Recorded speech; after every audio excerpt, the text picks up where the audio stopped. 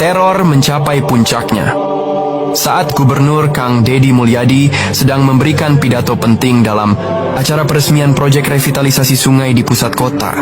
Sebuah serangan besar-besaran yang terkoordinasi terjadi. Bukan hanya ancaman ular, melainkan percobaan pembunuhan yang terang-terangan. Sebuah rekaman kamera pengawas memperlihatkan seorang penembak jitu yang berhasil meleset hanya beberapa sentimeter dari kepala Kang Deddy. Bersamaan dengan itu, tim Gegana berhasil menjinakkan sebuah alat peledak rakitan kecil yang ditemukan berkat informasi intelijen krusial dari Mangkarta.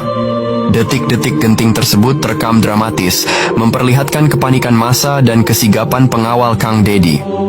Testimoni, panik dari saksi mata yang diwawancarai memberikan gambaran mencekam tentang kengerian momen tersebut.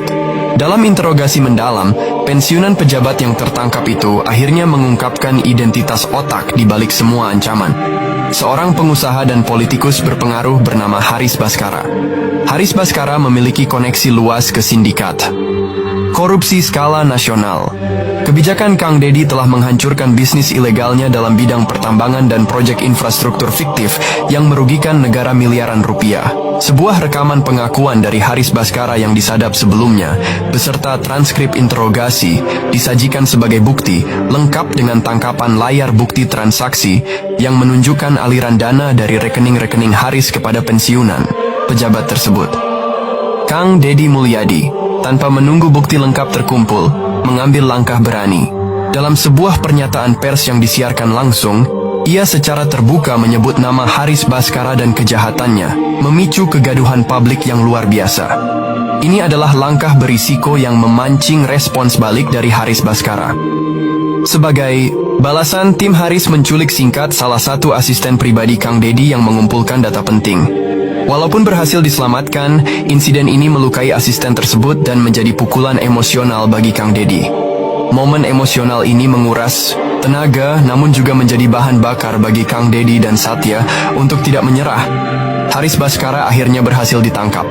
Namun, dalam sebuah rekaman telepon yang disadap terakhir kalinya sebelum penangkapannya, ia menyatakan bahwa ia telah menanam biji kehancuran yang tidak akan bisa dihentikan oleh Kang Deddy, mengisyaratkan adanya rencana cadangan yang lebih besar dan mengerikan, atau bahkan keterlibatan pihak yang lebih tinggi dan tak terduga. Dalang telah terkuak, namun perang belum usai. Justru perang sesungguhnya baru dimulai. Dengan kekuatan dan jangkauan mereka yang luar biasa, musuh ternyata telah menyiapkan skenario terburuk yang mengancam tidak hanya nyawa Kang Deddy tetapi juga stabilitas seluruh provinsi.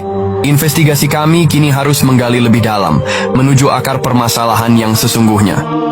Penangkapan Haris Bhaskara ternyata hanyalah permulaan. Investigasi yang lebih dalam mengungkapkan bahwa ia hanyalah bagian dari jaringan korupsi yang jauh lebih luas dan terselubung. Sebuah diagram jaringan ditampilkan di layar, menunjukkan koneksi kompleks antara Haris Bhaskara dengan berbagai pihak di pemerintahan, bisnis, dan bahkan di dalam institusi penegak hukum, oknum jaksa, pejabat korup di lingkungan kementerian, hingga beberapa anggota parlemen daerah terindikasi terlibat. Testimoni anonim dari saksi kunci yang merasa terancam diungkapkan melalui suara yang disamarkan, menggambarkan bagaimana sindikat ini beroperasi dalam bayang-bayang kekuasaan. Pengungkapan dalang memicu gelombang opini publik yang campur aduk. Di satu sisi, dukungan besar mengalir untuk Gubernur Kang Deddy, mengapresiasi keberaniannya. Namun, di sisi lain, kampanye disinformasi masif dari pihak dalang dilancarkan untuk menjatuhkan kredibilitas Kang Deddy. Cuplikan berita palsu dari media, daring abal-abal dan analisis media sosial menunjukkan upaya terstruktur untuk menyebarkan berita bohong dan kampanye hitam. Pakar komunikasi yang diwawancarai menjelaskan taktik manipulasi opini publik yang digunakan untuk mengalihkan perhatian dari kejahatan sesungguhnya. Ini adalah perang reputasi yang menguji ketahanan moral Kang Deddy. Proses hukum terhadap Haris Bhaskara dan jaringannya dimulai, namun penuh rintangan. Intervensi politik dan ancaman terhadap saksi-saksi kunci mewarnai setiap persidangan. Kompol Satya Dharma dan timnya berjuang keras mengumpulkan bukti tak terbantahkan. Rekaman persidangan fiktif menunjukkan drama di pengadilan dengan kesaksian yang sulit diperoleh dan bukti fisik yang nyaris hilang karena upaya penghilangan barang bukti. Tekanan politik dari pihak-pihak yang terlibat dalam jaringan korupsi berusaha keras untuk menghentikan investigasi.